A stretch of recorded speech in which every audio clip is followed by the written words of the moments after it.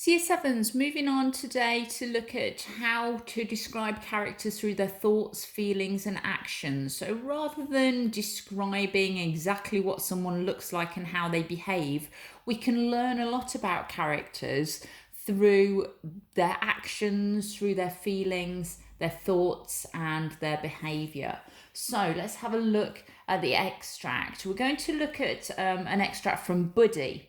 You may not have heard of Buddy before, but let's have a look. So a character's appearance can tell you about the kind of person they are, but you can also work out things about them from their thoughts and feelings, the things they say, their actions, and their reactions to other characters.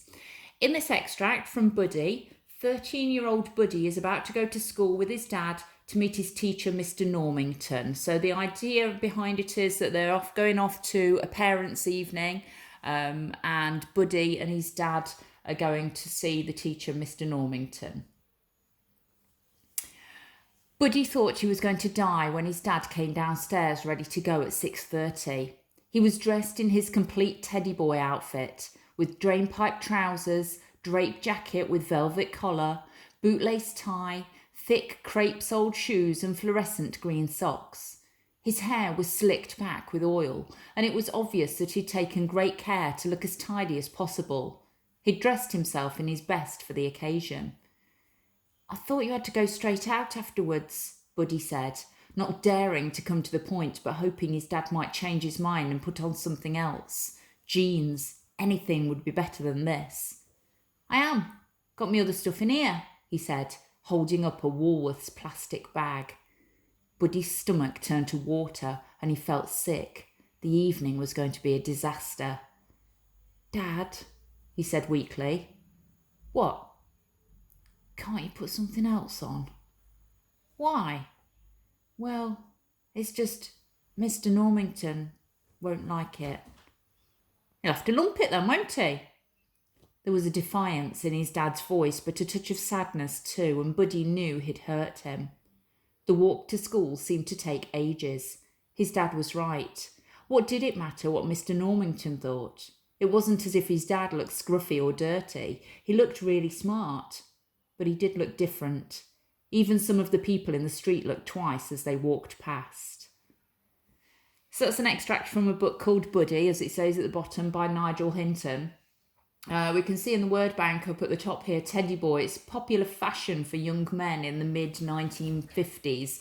If you think sort of Elvis Presley, if you've ever seen pictures of him, that sort of style. We can see in this cartoony picture here a little bit what Buddy's dad would have looked like. Some more pictures here, that sort of thing. So if you sort of put yourself a good idea about how to empathise with characters is to put yourself in that position. So imagine you were coming to parents' evening, and your dad had dressed like this, or your mum had got something on that was, looked really smart. It was their best clothes, but they looked really different from what all the other parents were going to look like.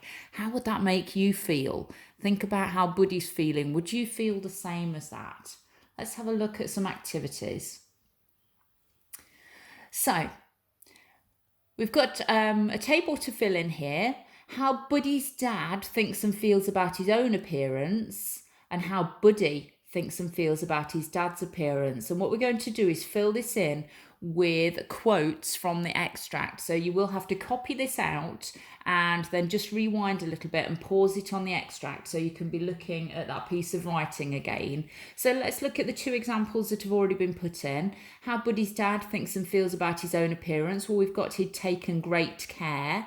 So you need to look for some other examples from the text that show how Buddy's dad thinks and feels about his own appearance. And then we need some examples of how Buddy thinks and feels about his dad's appearance. Well, we've got he thought he was going to die. There are quite a few other examples that we could have put in there. So give yourself about 10 minutes to copy out this table and then rewind, have a look at the extract and see how many of the bits and bobs we can fill in there. There might be more than 2 that you can put in. That's absolutely fine. So 5 or 10 minutes on that.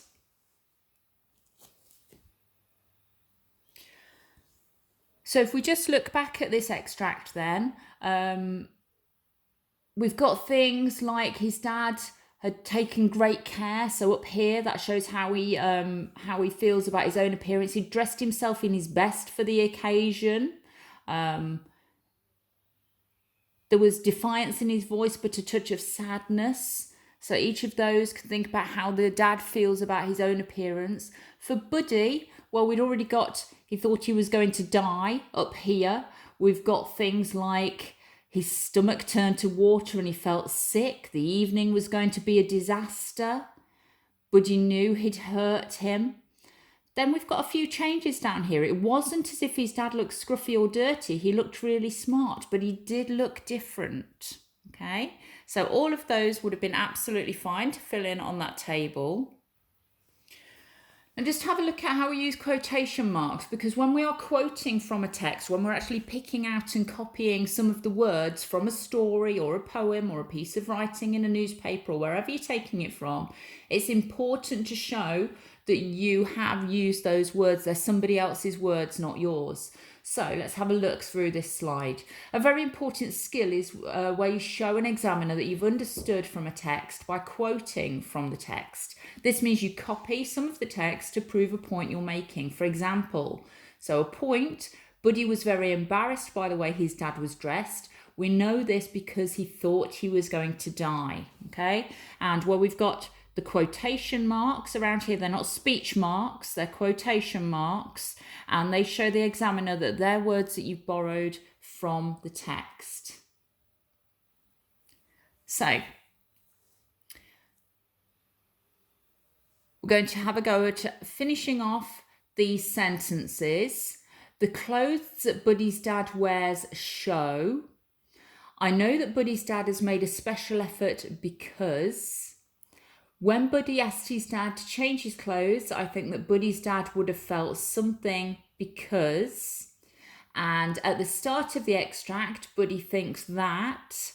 However, at the end of the extract, he thinks. So I'd like you to have a go at those and try to use quotations from the text within your answers. So if you're saying the clothes that Buddy's dad wears show that he maybe was dressed a bit old-fashioned, try and get something in there about the teddy boy outfit and then explain that that's an outfit that was popular in the mid-1950s. So try to develop your answers a little bit rather than just using a couple of words where we've got the ellipsis at the end of these, okay? So that should take you probably again about another 10-15 minutes.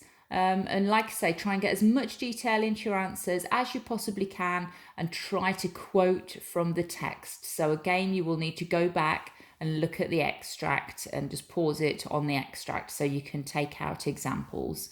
Okay, as always, I'd love to see the work you've done. Send it to me, email or put it on folder and let me know. That would be absolutely great. Okay, off you go.